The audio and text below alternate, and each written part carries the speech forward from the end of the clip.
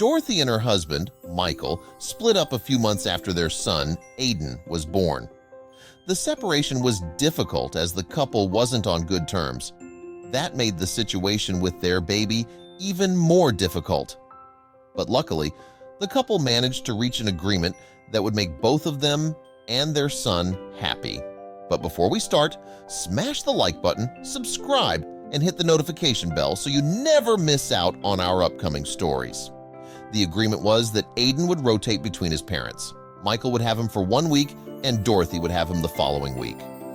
That way, they got to spend equal time with him and he got to grow up with both his parents. But one day, Dorothy noticed something that had her questioning her ex's motives. At about midday, Aiden walked into the living room, pulled on his pants, and stared into them. Dorothy watched him for a moment and continued what she was doing, thinking he would continue playing. But he didn't. He just stood there staring into his pants for half an hour. Dorothy brushed it off when he went about his day, thinking it was nothing serious. The behavior was definitely new, and it got Dorothy thinking. Aiden was a curious little boy.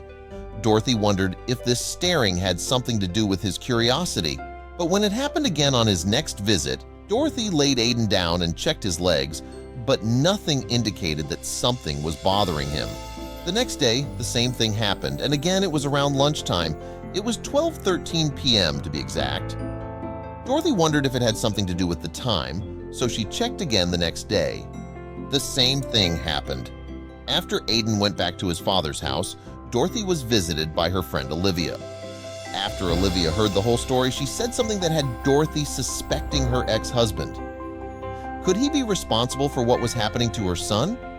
Dorothy got a new boyfriend a few weeks before Aiden started acting weird, and a few days after Michael found out about it, he slipped a letter into her mailbox.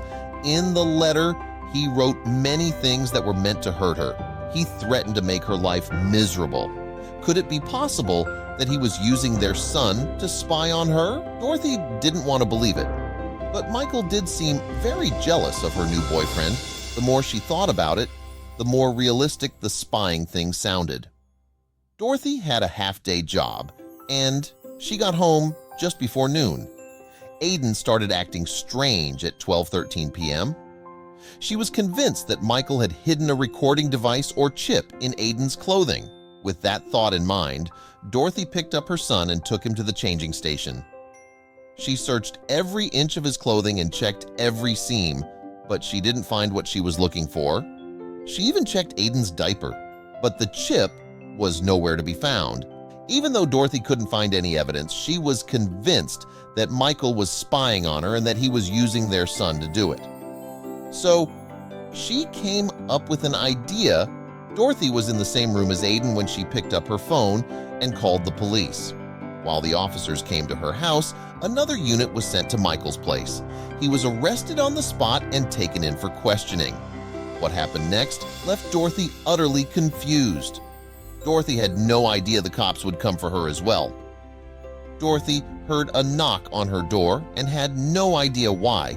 She wasn't expecting any visitors, and she was in the middle of her revenge. She walked up to the door and looked through her peephole. The police were knocking on Dorothy's door. Why were they here for her? They were supposed to take in Michael, not her. The officer greeted her with a smile before telling her something she didn't expect. Would her suspicions about Michael be correct?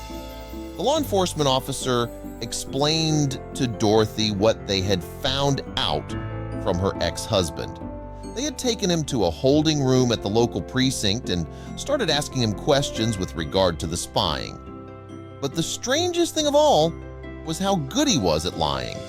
The officer told Dorothy that Michael was caught completely off guard by the arrest and also had no idea what they were talking about when it came to any kind of spying. When they explained that they had reason to believe he had put a chip in his son's pants, he seemed taken aback. Dorothy couldn't believe what she was hearing. Nothing made sense to her. If he really was eavesdropping on her, then he would have known the police was coming. Something wasn't right, and Dorothy was frightened. Was Michael really that conniving? She'd soon learn exactly what her ex-husband was really capable of when it came down to it. The officer at Dorothy's house explained the real reason he was there. He told her that they had to take special measures to make sure that her son wasn't in any real danger. With her permission, the officer pulled out a special device to detect if there were any spy chips on her son. The officer greeted young Aiden and asked him if he could scan him. Aiden giggled at the police officer and was more than happy to comply. After all, the young boy thought that it was nothing more than a game. The officer carefully scanned Aiden up and down with the scanner. After 5 minutes of looking for it, he made an insane discovery. The officer looked up at Dorothy, who was waiting with a nervous look on her face. The officer shook his head and said, "Well, it's good news. I can't find anything on your son." But this wasn't necessarily good news to her. Was there really nothing to worry about? Or was Michael more of a genius than she gave him credit for? The officer left Dorothy's house and told her he'd update her on any new details.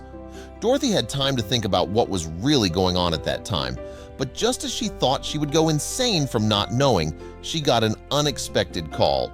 She thought it would be the authorities, but it wasn't. The phone call was from none other than her ex-husband, Michael.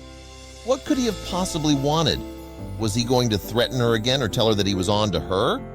She didn't want to pick up the phone, but she had to know how much he knew. She sighed and picked up the phone. She was ready for Michael's fury for calling the cops on him, but things took an unexpected turn when he started explaining what had happened to him. It seemed that he had no idea that it was Dorothy that was responsible for it. He asked her if the cops had also shown up at her doorstep asking about Aiden. Dorothy explained that it was actually her that had called the cops on him. It was because of the threatening letter and the weird way that their son was acting. Naturally, she thought she'd better be safe than sorry. Upon hearing her reasoning, Michael did something out of left field that Dorothy never had in a million years thought he would do. He actually apologized for everything. He explained that he had sent the letter in the heat of the moment and didn't actually mean what he said. As for the spy chip, she swore that he would never do anything like that to their son, but if it wasn't him, then what was going on with Aiden? Dorothy then asked a fateful question. Is he doing the same thing when he's with you? To her surprise, he knew exactly what she was talking about. He told her that at around 12:13, Aiden would pull down his pants and stare down. That meant that it was something consistent that he did with both of them. But what was going on? This worried Dorothy even more now. She needed to figure out what was going on with her son, and quickly for that matter. Without anyone else to turn to, she asked Michael what he thought about the whole situation. Then they thought of a potential solution. Dorothy booked an appointment with her local doctor and took Aiden in to see him. Once Dorothy and Aiden got to the doctor's office, they sat down in the examination room. The doctor prepared to examine her boy. The doctor distracted Aiden with a lollipop, telling him that if he made it through the examination, then he'd be able to keep it. His eyes lit up with joy and he nodded enthusiastically. The doctor looked up and down and couldn't see any obvious signs of anything weird. He did a more thorough check and after looking for 10 minutes, had some news to tell his concerned mother. "I'm happy to say that your young boy is perfectly fine and healthy." The doctor recommended keeping an eye on him to see if she could figure out any other details. Dorothy left the office pretty disappointed. She had really hoped that the doctor would find something definitive. Dorothy watched Aiden carefully over the next few days. He would still do the same thing every day, like clockwork. There had to be something she was missing, but she had no idea what it was. Even Michael couldn't figure it out. Was it just something that kids his age did? Dorothy did some research online to figure out what kind of behavior would have been normal for little Aiden. She even borrowed a parenting book from the library to see if there would be any old-school explanations. Every book and web page came to the same conclusion. Aiden's behavior wasn't listed in any of the books or anything like it for that matter. She had to accept the fact that her son just wasn't normal. But then her phone started ringing. She looked at the contact and saw that it was her doctor. What news would he have? The doctor told Dorothy that he wanted to see Aiden as soon as possible. They quickly arranged an appointment for the next day, but what had he found out about their son's behavior? Dorothy hoped for the breakthrough they were looking for. She felt even more nervous than before for some unexplained reason. The doctor had asked Dorothy for the appointment to be at noon. This meant that Dorothy had to get Aiden dressed up nicely and ready earlier than the boy liked. She would also have to buy him a lollipop to make him comply. Dorothy didn't initially think about the time too much at first, but she definitely would once she saw what the doctor's plan was. The two of them got to the doctor's office promptly at noon. They walked into the examination once more, but this time the doctor looked more concerned than before. He sat on his chair and told Dorothy that he wanted to wait until the precise time that Aiden normally exhibited the strange behavior. 12:13 p.m. rolled around and everyone watched Aiden carefully. He should have been acting like he normally did, but nothing happened. Then, the doctor did something radical. The doctor got up and walked to the other side of the room. To Dorothy's surprise, he turned on the radio and asked what her favorite station was. More confused than ever, she stammered out the station number and tuned it to that station. But moments later, she couldn't believe what she was witnessing. Aiden looked down and immediately pulled his pants down and stared downwards. The doctor smiled. It seemed that he knew more than he was letting on. But once he was confident enough to give his explanation to Dorothy, she was rocked to her core. The doctor explained his hypothesis to the concerned mother. He asked if Dorothy had the radio on every day around noon. She nodded in response. That's when the doctor's smile got even broader. He had definitely cracked the case wide open. But what did the radio have to do with his behavior? Your son is just trying to dance along to the radio. The poor guy doesn't know how to dance yet, though, so this is the closest way to express his feelings. Dorothy had to stop her jaw from hitting the floor. Was this all really just because Aiden was trying to express himself? She couldn't believe it. The doctor told her that he would grow out of it with a little bit of encouragement, so Dorothy signed him up for baby dance classes. He learned the proper way of dancing and never unexpectedly dropped his pants again. Thanks for watching! If you enjoyed this story, don't forget to like, subscribe, and hit the bell icon so you never miss another video.